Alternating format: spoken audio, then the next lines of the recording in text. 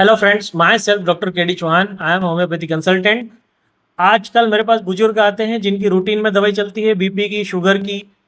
वो लोग परेशान हो चुके हैं एक कन्फ्यूज़न के पीछे।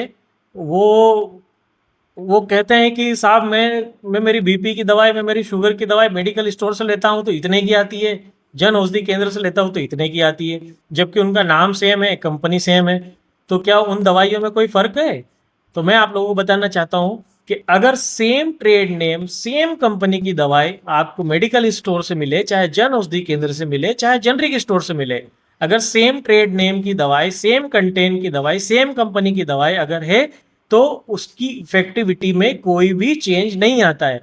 प्राइस का चेंज जन औषधि केंद्र में कुछ डिस्काउंट के कारण मिलता है, बल्कि मेडिकल स्टोर पे क्योंकि हमको एमआरपी पे दवाई मिलती है, इसलिए उसका प्राइस थोड़ा सा ज़्यादा लगता है।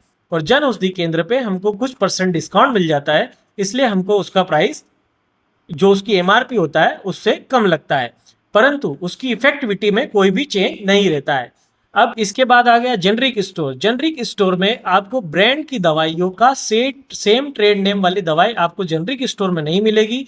आपको वहां पर दूसरे ट्रेड नेम वाली दवाई मिलेगी, परंतु उसका जो कंपोजिशन होगा, मतलब उसमें जो अंदर ड्रग होगी, वो दवाई आपकी ट्रेड नेम वाली जो दवाई है उन दोनों की जो कंपोजिशन होगा वो सेम हो सकता है।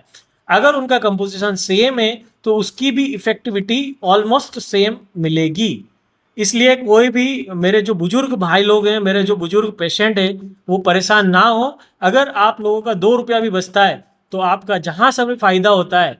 तो अगर आपको कोई मेडिकल स्टोर वाला खुद ही अगर एमआरपी पे अगर डिस्काउंट देता है तो आप वहां से ले सकते हैं, जन औषधि केंद्र से ले सकते हैं। आपको जहां से भी फायदा मिलता हो वहां से वो दवाई आप ले सकते हैं।